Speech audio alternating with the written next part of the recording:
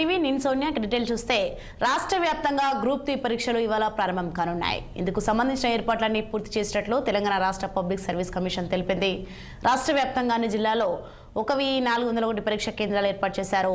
ఇందులో మేడ్చల్, మల్కాజ్గిరి జిల్లాలో 115 కేంద్రాలు ఏర్పాటు చేయగా 65,361 మంది అభ్యర్థులు హాజరు కానున్నారు. పరీక్ష నిర్వహణకు అన్ని ఏర్పాట్లు పూర్తి చేశామని భారీ పోలీస్ బందోబస్తు ఏర్పాటు చేసినట్లు కమిషన్ తెలిపింది.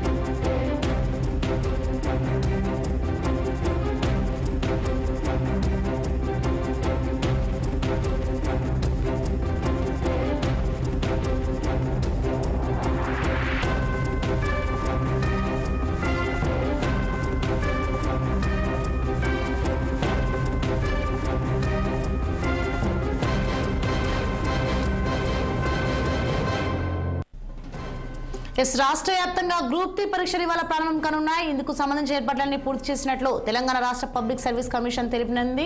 ఇక దీనికి సంబంధించి మరింత సమాచారం మా సీనియర్ కరెస్పాండెంట్ శ్రీనివాస్ అందిస్తారు. శ్రీనివాస్, చెప్పండి, రాష్ట్ర వ్యాప్తంగా గ్రూప్ 3 పరీక్షలు ఇవాళ ప్రారంభం కానున్నాయి. దీనికి సంబంధించి అప్డేట్స్ ఏంటి? తెలంగాణ వ్యాప్తంగా ఈ రోజు గ్రూప్ 3 పరీక్షలకు ప్రారంభం కానున్నాయి. అయితే ఈ పరీక్షలకు సంబంధించి ఇప్పటికే పబ్లిక్ సర్వీస్ కమిషన్ అన్ని ఏర్పాట్లను పూర్తి చేసింది. అయితే రాష్ట్ర వ్యాప్తంగా ఉన్నటువంటి అన్ని జిల్లాల్లో పరీక్షా కేంద్రాలు 1400 పరీక్ష కేంద్రాలను కూడా ఏర్పాటు చేసింది. ఇందులో మేడ్చల్, మల్కాజ్గిరి జిల్లాలో 115 చేయగా మిగతా జిల్లాల్లో కూడా ఏర్పాటు చేసిన పరిస్థితి. మొత్తం ఈ పరీక్షా కేంద్రాలకు సంబంధించిన కేంద్రాల వద్ద భారీగా బందోబస్తు కూడా ఏర్పాటు చేశారు. ఒక్కొక్క కేంద్రం దగ్గర ఒక సబ్ ఇన్స్పెక్టర్ తో పాటు ఒక ఏఎస్ఐ, అదేవిధంగా 4 కానిస్టేబుల్, మరొక మహిళా కానిస్టేబుల్ ఏర్పాటు చేశారు.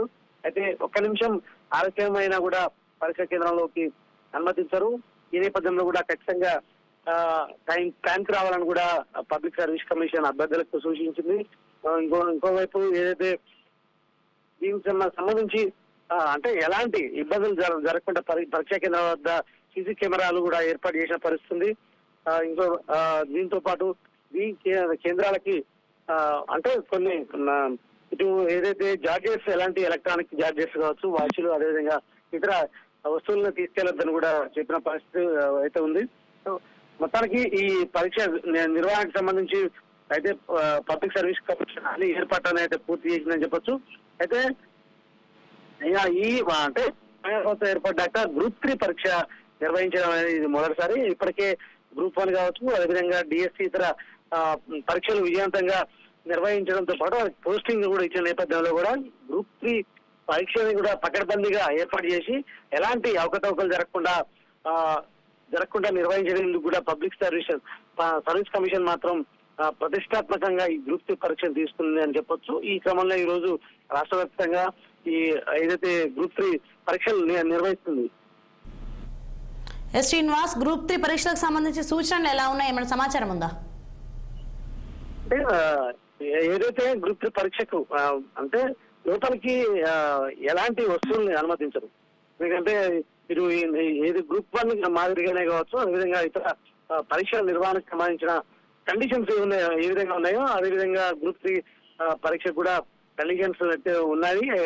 ఏదైతే హాల్ టికెట్ ఖచ్చితంగా ఉండాలి, మరొక వైపు వాచ్లు కావచ్చు, అదేవిధంగా ఇతర ఎలక్ట్రానిక్ సామాగ్రిగా కావచ్చు, అదేవిధంగా ఈ ఇతర వస్తువులు అంటే ఎలాంటి వస్తువులు ఎలక్ట్రానిక్ గూడ్స్ వెళ్ళొద్దని మాత్రం హాల్ టికెట్ సూచించిన పరిస్థితి. కాబట్టి ఖచ్చితంగా అవి వెళ్లకుండా తీసుకురాకుండా అభ్యర్థులు ఉండాలని కూడా ముందుగానే ఇన్స్ట్రక్షన్స్ ఇచ్చిన నేపథ్యంలో కూడా అభ్యర్థులు ఆ రకంగానే వెళ్ళడానికి చేస్తున్నారు. ఇప్పటికే పరీక్షా కేంద్రాల వద్ద అభ్యర్థులు కూడా చేరుకుంటున్నారు. ఈ మరికొద్దిగా సేపట్లో కూడా ఈ గ్రూప్ 3 పరీక్ష మాత్రం నిర్వహిస్తారని చెప్పొచ్చు, ప్రారంభం కానుందని చెప్పొచ్చు. Right, thanks for information Srinivas.